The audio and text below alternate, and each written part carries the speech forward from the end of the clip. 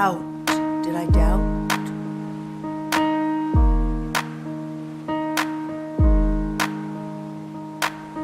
Stan Brakhage sees angels in the breaking, he's filming light. William Blake encodes a mind so diluted that it creates a universe it can no longer control. Light rays become glories you can't control. Imagination freezes, then leaps for the light. What need control? The weak do, and they do posture and rule with their dangerous toys. The poetry is the thing itself. It's not a referent. It's not a footnote. It's not a neat little package of message and content.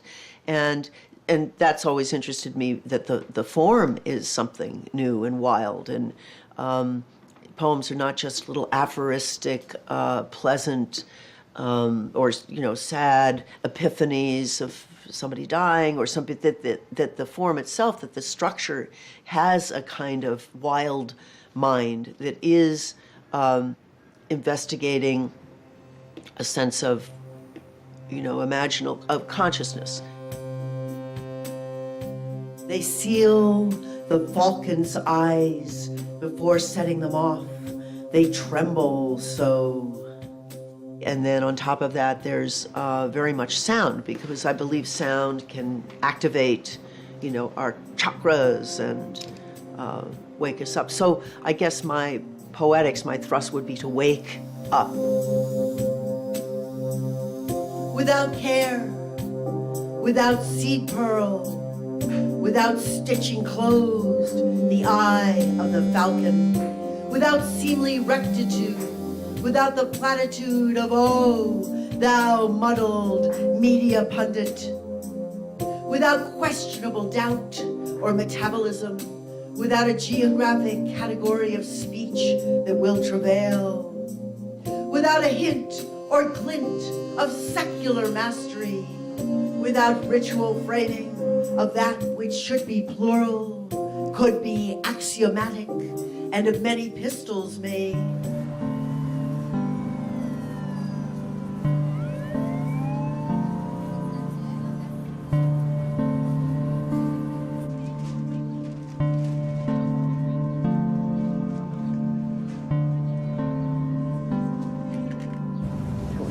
Right up here on the left is good. Perfect. Oh, good, the market. This is so nice. Farmer's market.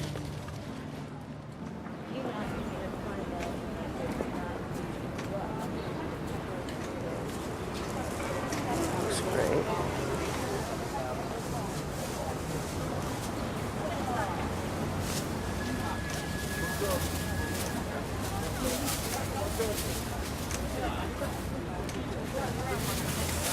Sorry.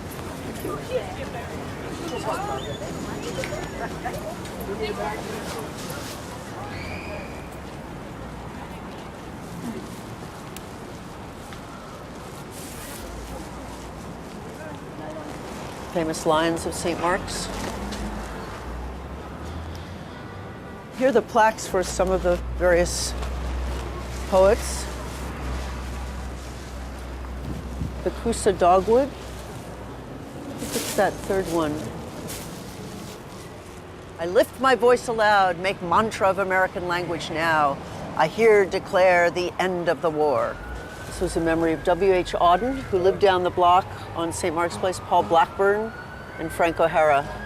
Thousands have lived without love, not one without water.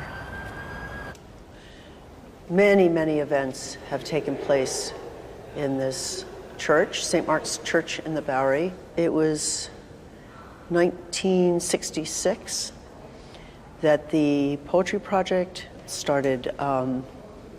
At that time, I was director. We started doing very big events in here. We were also sharing the space with a lot of other community organizations, the Black Panthers Soup Kitchen, the Trotskyites. Frank Lloyd Wright lectured to people. There was, during the 70s, a lot of jazz concerts. Anyway, it's a historical landmark. Yeah. How old was he then? 12? This is the brain bank. This is the brain. This is the Yes. brain of the whole thing. Our archives 66 through 2005 were bought in 2007 by the Library of Congress. It's major. I mean, Yeah. I mean, it's finally, recognized as this national treasure, literary treasure, this whole slice of avant-garde poetics.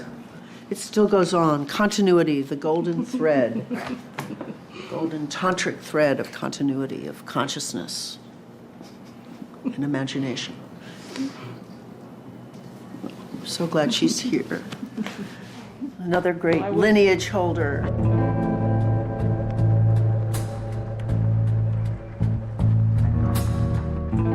I'm in a rogue state. Don't tell me what to do. Your rules aren't my rules. I'm the lady of misrule. R's for the radical ecologist on the fringe. O is the opportunity to make first war powers cringe. And G is the genius hacker under alien skin. You better watch out, every female activist akin. I'm in a rogue state. Don't tell me what to do. Your rules aren't my rules. I'm the lady of misrule.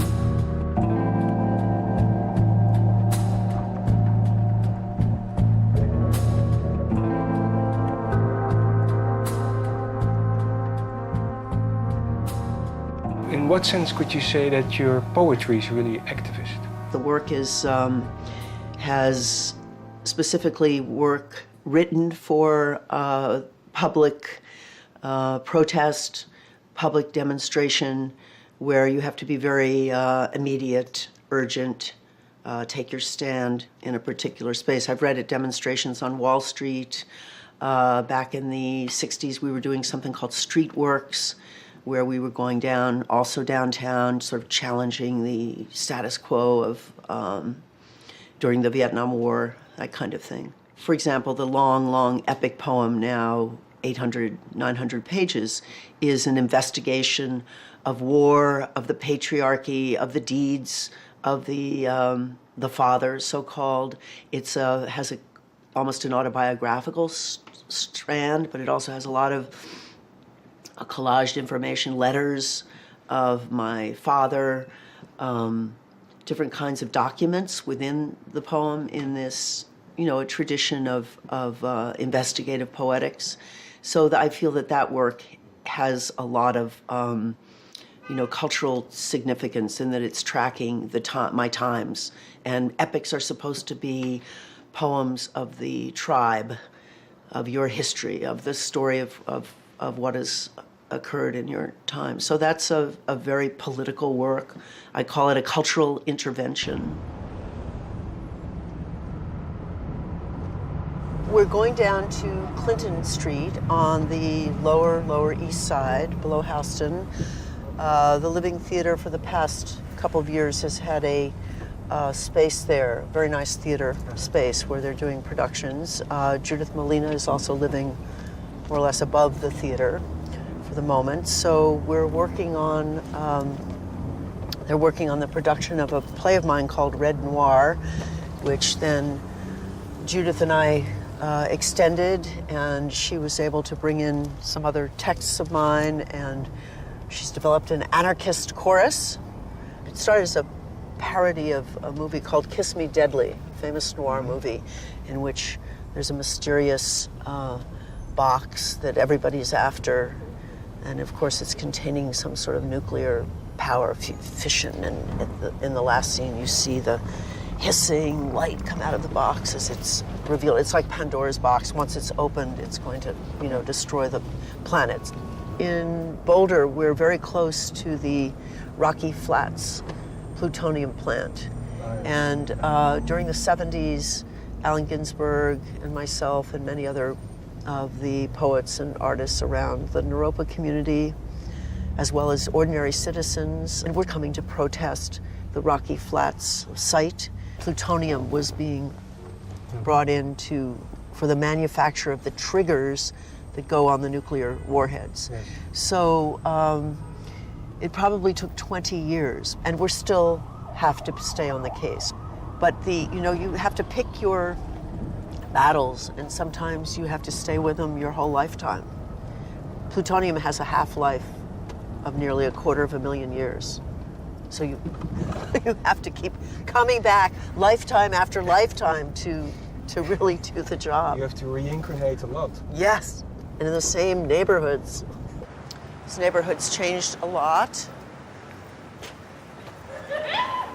What sense? Well, just more restaurants, a little more gentrified, very pleasant. I mean,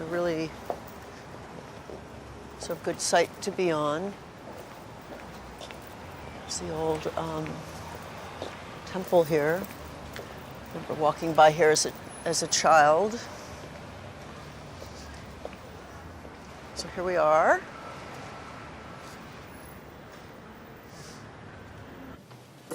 To be able to. Excuse me. Hello, my Hi, darling. my darling. Slowly. Hello. We might just take it out. I would like to read through the prologue lines with your moving into your second or third positions as indicated, so that I can get some picture of the movement. This will probably not be the final movement. Let's see if we can, as tentative as it is, begin to move this. If you don't know anything, if you're not sure where you should be moving, please say and stop, and we'll go back until we get it moderately smooth and see if we can move it around. Okay, go. It touches wire! Scares up a storm. Headline: Unrest in capital cities all across the world. Emma Goldman, anarchist, lived on Stanton Street and shouted, "Arise! Arise! Anarchy! Anarchy! Anarchy! Going on in a fascist world. Anarchy! Anarchy! Anarchy!" The death of Peter Kropotkin, 1921, Novodevichy Cemetery. His funeral was the last mass gathering of anarchists in Soviet Russia. Valtteri de Cleyre said, "I do not think one little bit of sensitive human flesh is worth all the property rights in New York City." And more. And more. And more. Emma Goldman still buys flowers for the love of beauty. For the general good, we might die. Suicide on occasion, and less articulate. Anarchy. Anarchy. Anarchy. We appreciate all the ideas. And some of the words. The play is a part of the long work of the Living Theater, which is going on for 65 years now, in which in each play we try to find some step toward the beautiful nonviolent anarchist revolution. Now in this play, the playwright has chosen the metaphor of the noir film, that is, of the gangster world. And our chorus is opposing that gangster world, and our theater is opposing that gangster world, and all us artists are opposing that gangster world. And we are trying to understand it in order to oppose it. I think there has always been the desire to break down the social structure in order to get certain advantages. And that's the criminal class, and that's the ruling class, and that's the government class, and that's the gangster class. And I But- think they've always been there. But they're more hooked up. There's more hooked up. There's more interconnectedness, more pratitya samutpada, the Buddhist word for the co-arising of this network. I am concerned with the fact that we're dealing with a basic human question, Right. and we're dealing with overcoming it, although for 10,000 years we haven't. But we're still hoping we can. I've been unfaithful to the Four Noble Truths, trying to eliminate the path of suffering. It's so Protestant, too much work. I covered myself with the black silk chador, better to hide this pulsating body of desire behind body of faithless acts. I won't be any man's slave. Zabata Zevi turns the books upside down. I feel the synapse of his plan, but he's just another patriarch with yarmulke and forbidding flaming book whose illuminated betters sear my eyeballs. Ah, Lord Buddha, I'm not steady. I went to church on Easter. Do you believe it?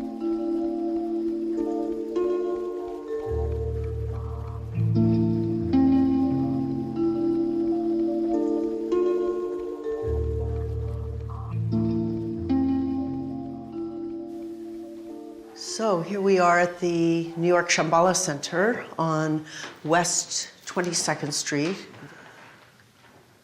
Chogyam Trungpa Rinpoche, who I first met in 1970. And then he was coming to New York, and I invited him to come and give a reading of his poetry at the Poetry Project at St. Mark's Church in the Bowery. And he came very inebriated and said to the audience, "Why do you come listen to me? I'm just an ordinary person," and so on. So that began a very interesting connection to Trungpa Rinpoche as a teacher and as someone who was beginning very interesting visionary activity in the US, in this culture. And he actually, I think, arrived in America and said, "Take me to your poets." Who comes from Tibet or anywhere asking to meet the poets? Why did he say that?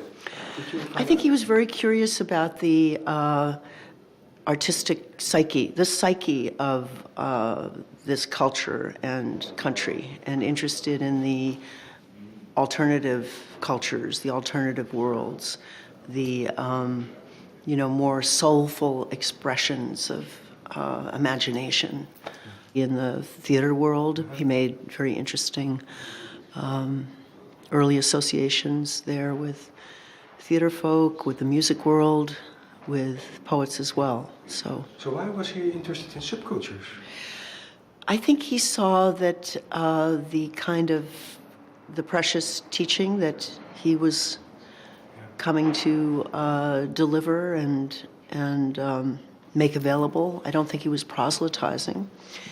So a lot of the early style was environment and creating environments and creating settings where people could come who were seekers, who were disaffected in some ways with the war machine and with certain kinds of lifestyle, and he let people manifest their bewilderment, their confusion, their intelligence, and I think he was watching how it might unfold, and he was also putting himself into this culture as well, not sitting up on some throne somewhere or just observing. He very much wanted to, and I think he saw the sort of tantric energy of a lot of these creative worlds and curious people on people who are on a spiritual quest. So this is very wonderful to have in New York City. So anyway, to catch up with the history, I had this early recognition, I think, of my own connection to this particular style. There was something in the color schemes, the depictions of female energy, or the forms that would take, the Vajrayogini figure and others, the Tara figure. I think as someone with a female body and consciousness, that somehow Tibetan Buddhist Dharma was more in touch from some point of view with feminine energy.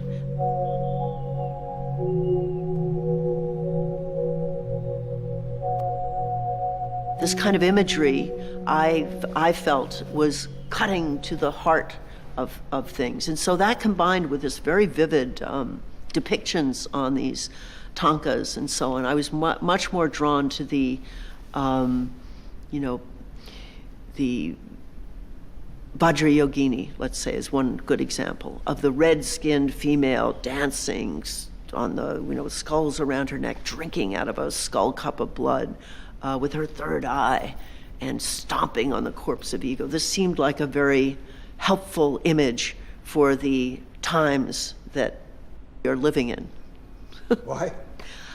Because you have to deal with, stupidity, ignorance, the endless warring God realm, the endless delusional, prefabricated,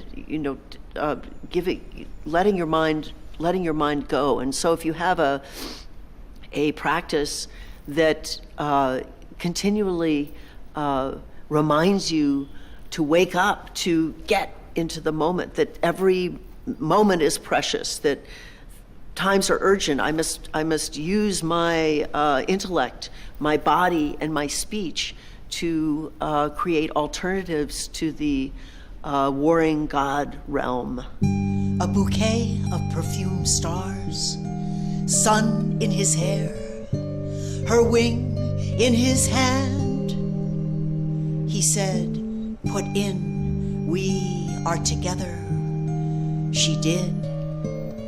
And intense, she did. And she said, "Flame, as in you are my flame." It seems that humans were originally round organisms, each one composed of two humans, yet joined into one perfect sphere. They rolled around merrily until they grew overly ambitious and attempted to roll straight up to Mount Olympus, at which point Zeus cut them in two, punishing their hubris, sliced them in two like a flatfish. Each of us is perpetually hunting for the matching half of himself. So the Rubin Museum of Himalayan Art and Buddhist art is an extraordinary addition to the cultural richness of the city, and it's a few blocks, really, from my familiar neighborhoods. So in a way, it's like my shrine room. I come here as much as I can. There's exquisite collections here, and currently the Mandala Perfect Circle show. This is one of my favorite areas of this exhibit. This is the room of the wrathful deities. And of course, Tantric Buddhism, as it says here, work with these, fierce depictions of dripping blood and eyes popping out of sockets, and meant to wake you up and express the dual nature of mind, so that you can actually cut through. And speaking of the armored mind and ego, all the resistance and denials of our temporality, of our true nature. So in order to cut through these mechanisms of concealment, in a way, you need fierce iconography to wake you up, to penetrate. I think I'm drawn to it because it's it's a depiction of what is usually concealed or hidden, and it works with the different aspects of your imagination. Sometimes, you're sort of, I feel like you're unlocking, doors here. You're unlocking, and then you're unlocking, and you're unlocking. You're going deeper and deeper inside this to connect with your essential nature, and your nature being more like a mirror instead of all these projections.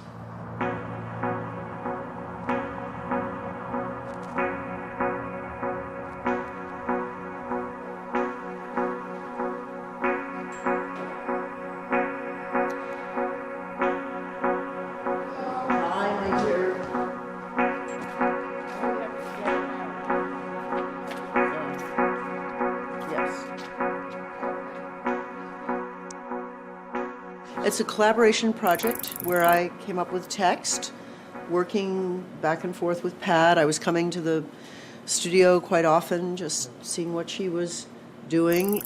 It's hard to say what the poem is a manifestation of language. It's about scrying, looking. The primordial mirror travels in other countries and places. It's expansive. And profound. Oh. Well, it is. It's really wonderful. I don't try to do anything. That's in that way. In that way, they're a visualization, meditation. That I basically sit until I'm ready. And when I'm ready, I do it. I do have a plan, some kind of a plan, but let's say I don't try to make the plan work. I try not to cling. It's not traditional abstract painting where the painting tells you what to do in that sense, and you fight with the paint and the canvas. I try to avoid the fight. And so I do visualize it.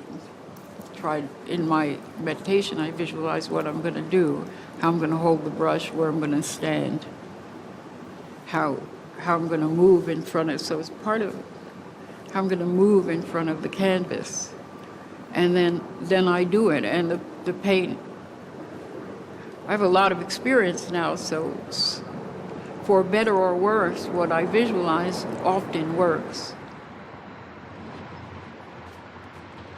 The experience for me is very actually mystical and mysterious. Her process, which involves, this dripping and a certain kind of, I call it the word that actually Charles Olson uses a lot, proprioception, where you're guided by your prehensile body nature. So the sheer size, the monumental quality allows you to enter into it as a meditative space. I would rather be in this space than a lot of other spaces. I say, Saya Namanya, and please let me in. Face it. Smoke gets in all our curious eyes. The rupiah plummets. A Balian predicts the Marxist age of dismemberment. I come here trembling to remember how we studied the past, to understand the future. Remember a time when gamelan instruments were made of iron and one walked around bare-breasted, where the inner temple was alive with ancestors who now fret and scold us? Invoke a local deity when all else fails. She is the rice you must save.